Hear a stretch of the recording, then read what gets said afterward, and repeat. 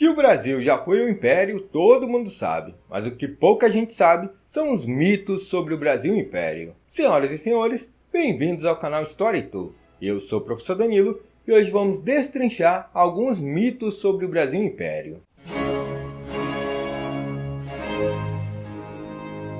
Assim, cara, acho que tu podia começar esse vídeo falando se o Brasil era a quarta maior potência do mundo lá no século XIX. Isso aí é verdade? Bem, esse é o primeiro mito que iremos tratar no vídeo de hoje, sobre o Brasil ser a quarta potência do mundo durante o Brasil Império. Geralmente, quando você está procurando na internet, é fácil de você encontrar essa informação. Quando você vai clicar lá, Economia do Império, aparece de primeira. Mas isso é um mito dos mais mentirosos. E olha só, antes da gente continuar, eu tenho que avisar aqui rapidinho, porque tem um Zenzo aí que se irrita quando fala do Brasil Império, mesmo que seja coisa factual, que existiu lá, tá lá no livro, tá na fonte. E a gente passa aqui a informação, só que a pessoa se sente atingida. Principalmente quando fala de Dom Pedro II. O vídeo não tem o intuito de difamar a imagem de Dom Pedro II do Império. Tem o intuito de informar. Então, o Dom Pedro II foi um imperador tal, tereréu, ele era bom, ele era legal, isso é a figura pessoal dele. Porém, quando a gente está falando da administração do Brasil, ele deixou a desejar em algumas coisas. Por exemplo, a economia do Brasil, que ela não era industrial naquele período. Então, nesse vídeo, a gente está tratando de questões econômicas, questões sociais e políticas que envolviam aquele período do Brasil Império, e não sobre a questão pessoal de Dom Pedro II. Antes que você venha aí com 4 pedras na mão querer tacar em mim, tá? Além disso, as fontes que eu estou trazendo nesse vídeo estão aqui na descrição para você ter acesso. Aí você não acredita em mim, aí você vai lá na fonte, confira, aí você veja, pô, o professor Danilo está falando a verdade. Então é isso, tá? Então bora continuar. Mas enfim, esse primeiro mito trata do Brasil ser a quarta maior potência daquele período. Será que isso é verdade? Logicamente, isso não é verdade. Primeiramente, é necessário a gente dizer que ser potência atualmente naquele período envolvia uma coisa muito simples, a Revolução Industrial. Então, um país, para ser potência econômica naquele período e ser uma potência econômica atualmente, ele tem um pré-requisito básico, passar por uma Revolução Industrial. Tá, mas explica aí pro pessoal o que é fazer uma Revolução Industrial. Então, fazer uma Revolução Industrial ou passar por uma Revolução Industrial não significa apenas ter indústrias. Significa ter indústrias, significa ter a maior parte da população morando nas cidades e, por último, ter a maior parte do PIB sendo composta pelos bens industriais. Todo país que fez ou passou por uma Revolução Industrial teve esses 3 pré-requisitos. E o Brasil não tinha nenhum desses pré-requisitos durante o Brasil Império. A começar que a economia do Brasil era predominantemente agrária e exportadora, sendo o café a principal parte dessa economia agrária. De indústria, nós tivemos alguns surtos que foram bem ínfimos, então não teve revolução industrial durante o Império,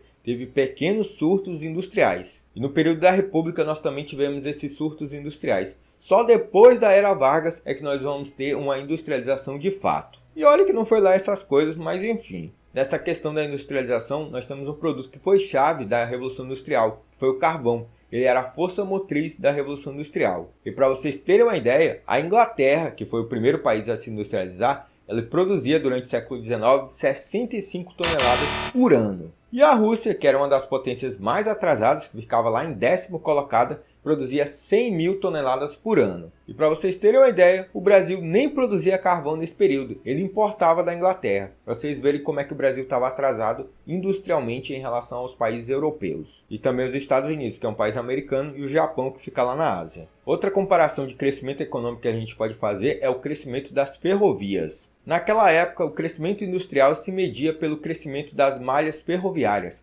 que era por elas que se escoava a produção e também se levava os produtos de lá para cá nos países. Então, quanto maior era a malha ferroviária do país, significava que ele estava se desenvolvendo. E ali, por volta de 1880, a Europa contava com 100 mil milhas de malha ferroviária, que era quase o mesmo tanto da América do Norte, que a maioria era feita pelos Estados Unidos. Nesse mesmo período, a América do Sul contava com 6 mil milhas, o que dá mais ou menos 9.600 quilômetros. E pasme, desses 9.600 quilômetros na América do Sul, 9.500 eram praticamente do Brasil. Nesse caso, tínhamos malha ferroviária? Tínhamos, mas era muito pouco para demonstrar que o Brasil estava crescendo enormemente. E por último, como comparação econômica do Brasil em relação às outras nações, nós temos o PIB per capita. Esse é o dado que é muito discutido, muito desconfiado por conta da didática de conseguir o PIB daquele período.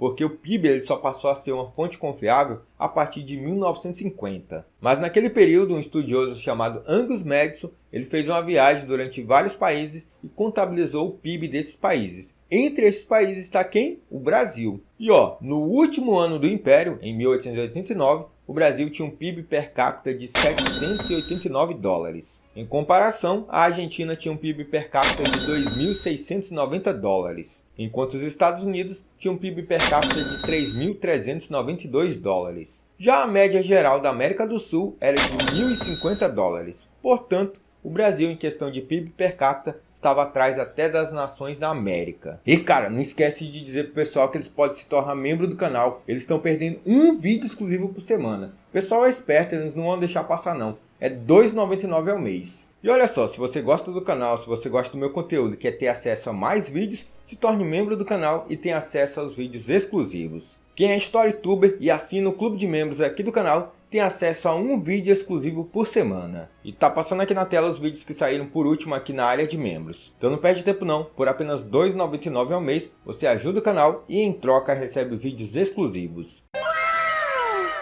Olha só, outra informação que eu vi por aí é que lá em 1840 a taxa de analfabetismo do Brasil era de 92%. E lá em 1889, quando o Império caiu, era de 56%, que o Dom Pedro II fez tudo isso daí. Isso aí é verdade? Bem, esse dado do analfabetismo ele é muito importante quando a gente leva em consideração também o crescimento econômico. Quando o país tem uma taxa de analfabetismo muito baixa, principalmente no passado, como no século XIX, significava que uma revolução industrial aconteceu ali e que os trabalhadores e que a população em geral está sendo capacitada para desenvolver profissões cada vez mais complexas. Porque assim, na primeira Revolução Industrial, a galera que foi parar nas fábricas, saíram do campo e foram para as fábricas, ela tinha serviços que eram basicamente apertar um botão, jogar um carvão na máquina, jogar uma linha, ajeitar a linha, limpar a máquina, tereréu. Isso uma mulher podia fazer, uma criança podia fazer, ou um homem podia fazer. Ele não precisava de ensino médio, não precisava de ensino fundamental, de faculdade, nada. Era só ele chegar lá, apertar o botãozinho, ligava a máquina, tal, e ir embora. Ele só tinha que ter a habilidade de fazer isso e pronto. Já na segunda Revolução Industrial, meu amigo, a coisa muda de cenário. Porque não é só esses empregos fáceis aí de apertar um botão, de limpar uma máquina e isso aí não. Tem outros empregos que é de refinamento de petróleo, de cuidar da eletricidade, de fazer tecnologias de produtos de bens de consumo duráveis e por aí vai. Então nesse caso, largava na frente na segunda Revolução Industrial quem tinha uma mão de obra qualificada para desenvolver tecnologia através da eletricidade, do petróleo e por aí vai. Foi então que no século XIX os países passaram a investir cada vez mais em educação pública e de qualidade. Enquanto o Brasil ficou para trás, já que a população era a maior parte agrária, não precisava ir para as fábricas trabalhar nessa segunda Revolução Industrial. Enquanto não tinha feito nem a primeira, imagina a segunda. Mas enfim, sobre esse dado do Brasil ter baixado o analfabetismo de 92% em 1840 para 56% em 1889 é falso e tem como provar. Sabe por quê? Porque durante todo o Império o Brasil teve apenas um recenseamento. E esse recenseamento ocorreu no ano de 1872. E nesse recenseamento, sabe quantos por cento da população brasileira era analfabeto?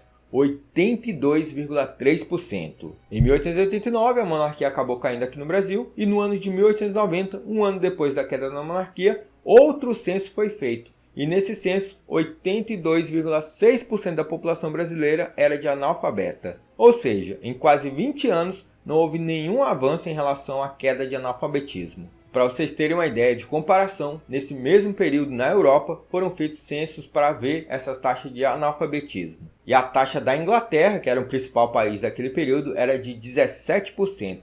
Já a França era de 18%. E o que chama mais atenção é que a Alemanha, que foi o principal país dessa segunda Revolução Industrial, que botava medo em todo mundo ali da Europa durante o final do século XIX e início do século XX, tanto é que foram para a guerra, para conter ela tinha apenas 2% de taxa de analfabetismo. E a Rússia, sempre ela, que era uma das potências mais atrasadas, tinha 79% de taxa de analfabetismo. Então galera, mesmo a Rússia estava na frente do Brasil, infelizmente. Mas cara, o Dom Pedro II nunca fez nada pela educação do Brasil? Rapaz, bem lembrado, fez sim. Por exemplo, ele ampliou e melhorou as estruturas do Colégio Pedro II, que era referência em humanidades aqui no Brasil. Porém, era um colégio voltado apenas para as elites. Além disso, durante o Império foram criados cursos superiores e também foi ampliado e melhorado o IHGB, o Instituto Histórico e Geográfico Brasileiro. Mas como eu falei anteriormente, essas instituições eram muito voltadas para as elites brasileiras. Então, esse segundo mito de que a taxa de analfabetismo durante o governo de Dom Pedro II caiu é um mito, é uma mentira. Tá bom, agora eu quero saber se é verdade, se o Brasil humilhou a maior potência daquele período, a Inglaterra,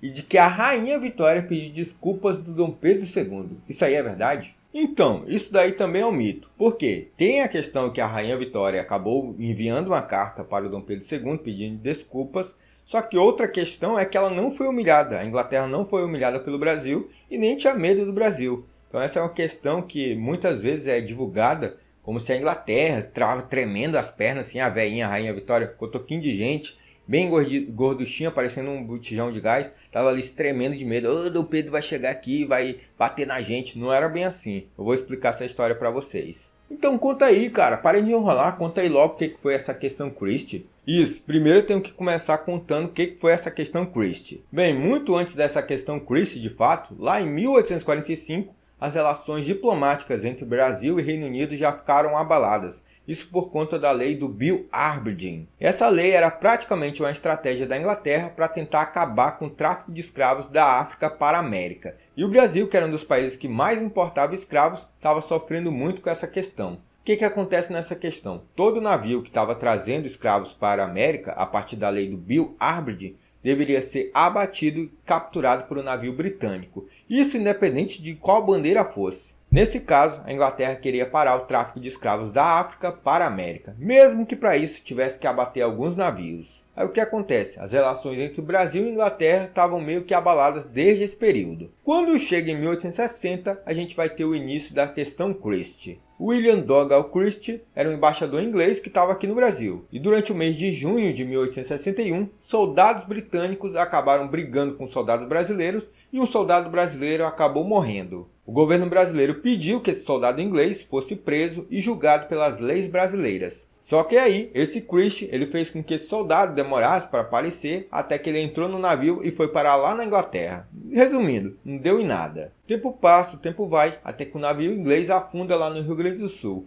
E esse navio tinha carga e também tinha viajantes. O problema é que os brasileiros foram lá e roubaram a carga do navio que estava flutuando por ali. E dizem até que roubaram os pertences das pessoas que morreram no naufrágio. E o Christie começou, ó, agora vai ter que pagar a indenização. O cara foram lá, roubaram os cadáveres, pô. Também vai ter que pagar a carga, eu quero que alguém pague. Ninguém vai pagar não? Vou ficar puto. Até enviou 2 navios para fazer pressão ali no porto do Rio de Janeiro e no Rio Grande do Sul para ver se alguém pagava. Só que ninguém pagou. Até que veio o estopim. Lá por junho de 1862, alguns soldados britânicos estavam cachaçados lá pelo Rio de Janeiro, beberam, aí fizeram a maior baderna, quebraram o bar, bateram na mesa, jogaram sinuca e não pagaram a ficha e por aí vai. Depois dessa baderna eles acabaram sendo presos pelos brasileiros. E aí mais uma vez lá vem o Christie, ó, agora vai ter que soltar esses caras, eles são soldados britânicos e estão presos aqui no Brasil. Eles não podem ficar presos aqui. E também eu lembrei daquele carregamento, daquele navio lá, e vocês vão ter que pagar. Se vocês não pagarem, o negócio vai pegar. E então ele mandou que todos os navios britânicos que estivessem perto do Brasil apreendessem navios brasileiros de carga para pagar a indenização do navio que foi afundado. E o bicho não deu certo não, o bicho pegou porque Dom Pedro II interferiu nessa questão. Dom Pedro II, junto ao gabinete, colocou uma questão de invasão de soberania e que não ia pagar nada e que a Inglaterra agora deveria pedir desculpas. Foi então que foi necessário um juiz para ver quem é que estava certo nessa questão. Logicamente o Brasil estava certo, né? Só que aí a Inglaterra era a bambambam da época, só que o juiz dessa partilha foi o Leopoldo I da Bélgica, que era tio da Rainha Vitória. E no fim o cara acabou sendo justo e deu causa ganha para o Brasil, dizendo que o Brasil estava certo nessa questão diplomática. Só que a Inglaterra não pagou nada, não pediu desculpa, não fez nada. Só falou, o Brasil está certo e deixa lá. Nesse caso, o Brasil até abriu uma chance de pagar à Inglaterra a indenização do navio afundado. Só que queria um pedido de desculpas do governo britânico, o que não veio. Sendo assim, o governo brasileiro rompeu relações diplomáticas com a Inglaterra, de 1862 até 1865. Tá, e o que aconteceu com esse safado do Christie? Pô, foi mal. A gente é um canal educacional, a gente não pode ficar falando essas coisas não, mas enfim. O que aconteceu com esse folgado do Christie? Bem, o Christie, depois dessa questão toda, o cara só arrumava confusão, ele foi aposentado compulsoriamente. Bem, toda essa questão, toda essa confusão vai acabar lá durante a Guerra do Paraguai. Porque quando o Brasil entra na Guerra do Paraguai, quem é que entra lá? Opa, eu posso me beneficiar dessa Guerra do Paraguai. Só que para me beneficiar dessas questões eu tenho que ter uma relação boa com o Brasil. E para me ter uma relação boa com o Brasil eu tenho que fazer o quê? Pedir desculpas. Foi então que a Rainha Vitória, por meio de seu diplomata, enviou uma carta pedindo desculpas ao Dom Pedro II, que era uma carta diplomática de uma rainha para o imperador, questão simples. Só que em nenhum momento os ingleses pagaram indenização. Então os ingleses eles não foram humilhados, mas eles no fim pediram desculpa. E outra coisa, como o Brasil estava precisando de dinheiro para equipar soldados para entrar na Guerra do Paraguai, para também comprar munição, alimentos, tereréu, quem é que se beneficiou dessa guerra? Justamente a Inglaterra. Porque foi aí que a Inglaterra voltou a ter relações diplomáticas com o Brasil e o Brasil começou a fazer empréstimos adoidados da Inglaterra. Então de mito que a gente tem por aí é que a Inglaterra foi humilhada nessa questão Christie. Não chegou nem perto disso. No fim, acabaram foi lucrando. Mas olha assim, que foi bom Dom Pedro botar pra cima, foi bom. O cara mostrou ali que tem firmeza. Então é isso, pessoal. Chegamos ao final de mais um vídeo e espero que vocês tenham curtido essa história. Se você quiser comentar ou adicionar alguma coisa, deixa aqui nos comentários. E se você quiser mitos de outro período histórico, deixa aqui também qual mito você quer saber, qual mito você quer desvendar. Lembrando que se você ainda não deixou o joinha, essa é a hora para você deixar o joinha. E se você ainda não é inscrito, essa é a hora também para você se inscrever. Não esquece também que você pode se tornar membro do canal e ter acesso a vídeos exclusivos. Dito isso, falou!